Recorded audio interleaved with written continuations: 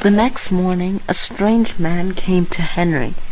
"Henry," he said, "the Fat Controller told me to tell you to come through the station, 'cause there's a special train he wants you to pull." "I haven't been informed of a special train," said Henry. "Please just come," said the strange man. "All right, don't fuss, I'm coming," grumbled Henry.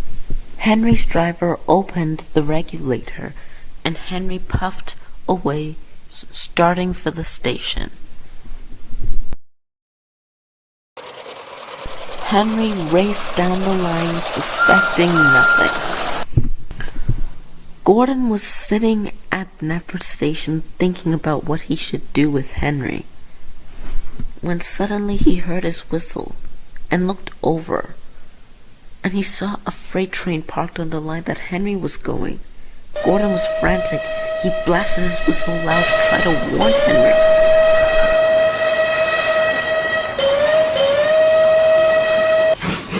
But Henry was too conceited to notice. "Gordon's only whistling at me 'cause I'm such a smart engine. Let me whistle back. Woo-hoo!" But then Henry saw the freight train up ahead. It was on his line. "Oh no," Henry said. "Stop! Stop, driver!"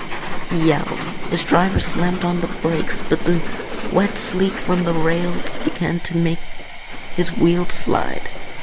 He shut his eyes and waited for the crash.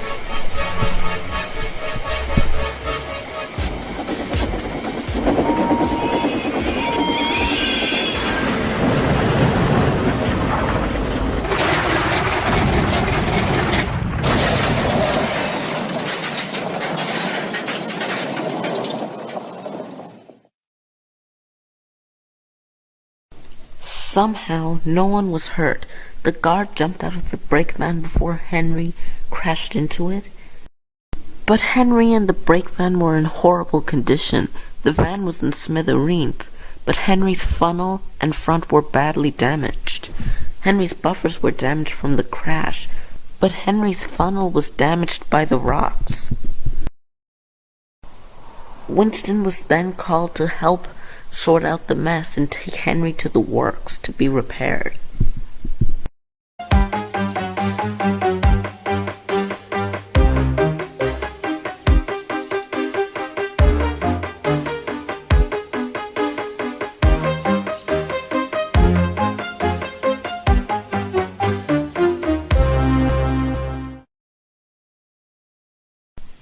As Henry was being taken away to the works, something in Gordon didn't feel right. Somehow, he suspected foul play, but at that moment, he saw 98462 scamper by with a freight train.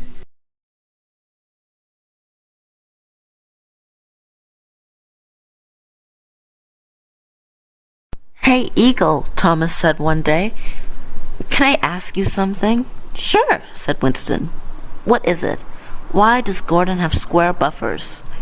"Well," Winston began, "when Gordon first arrived, as you know, he had circular buffers, just like me and you.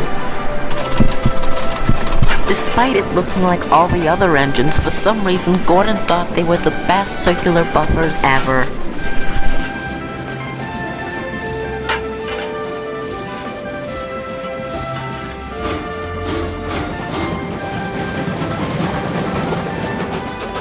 After one day, when he was returning back from the works after his safety valve burst, he entered the station showing off as usual.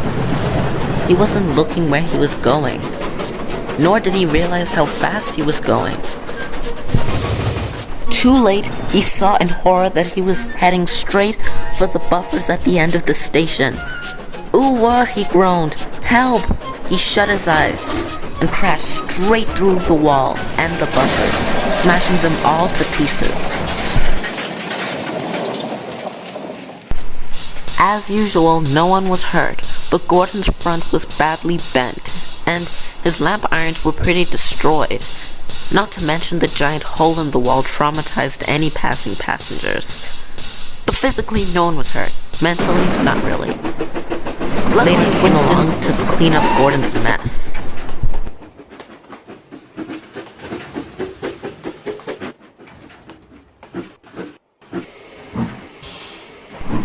"Are you alright, Gordon?" asked Winston. "Just get me out," grunted Gordon. "Alright, just checking." With much pull power, heaving and hauling, and Winston's face turning as red as his paint, he was able to pull the big LNER Pacific out of the wall. Gordon didn't say a word after he was pulled out, and sent immediately to the works. Gordon later came back with a new look, square buffers, which made him pretty furious because he despised them at first. But then he later learned to love them, being the only engine on the railway to have square buffers. And let's just say he maybe enjoyed them a little bit too much.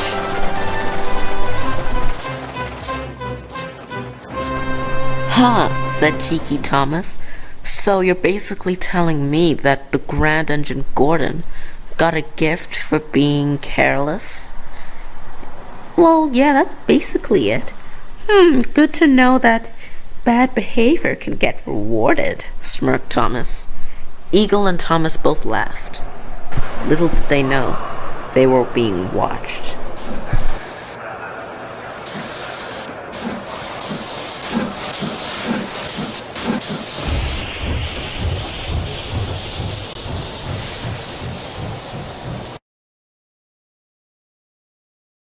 "I wonder if that B-12 is up to something," he said to himself. Gordon didn't know what to think, but he did know one thing for sure. He should watch his back and keep his eyes on those spiteful engines before they strike next.